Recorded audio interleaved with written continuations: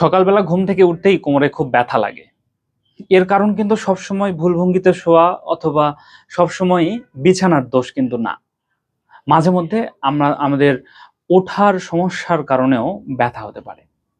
এজন্য আমাদের করণীয় হচ্ছে ঘুম ভাঙার সাথে সাথে খুব দ্রুত সময়ের মধ্যে না ওঠা এবং ঘুম থেকে উঠে বসার জন্য লগ রোলিং নামের একটা টেকনিক আছে।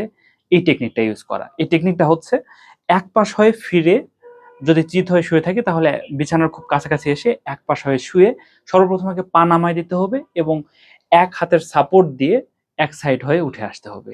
এইভাবে উঠলে আমাদের হুট করে টান খাওয়া অথবা ব্যথা হওয়ার সম্ভাবনা খুব কম থাকে। কারণ গবেষণায় এসেছে যে আমাদের শুয়ে থাকলে দীর্ঘক্ষণ মাসেল ইনঅ্যাক্টিভ অবস্থায় থাকে, মাসেল জয়েন্টগুলো ইনঅ্যাক্টিভ অবস্থায় থাকে। এজন্য হুট করেই উঠে যদি আমরা সোজা হয়ে উঠি তাহলে কোমরের পেশির উপরে খুব বেশি পরিমাণে চাপ পড়ে আর এই চাপ পরবর্তীতে ব্যথার কারণ হয়ে যায়। এজন্য ঘুম থেকে ওঠার জন্য যদি আমরা লগ রোলিং টেকনিকটা ইউজ করতে পারি তাহলে আমাদের ঘাড় এবং কোমরের চাপ অনেকাংশে কমে যেতে পারে।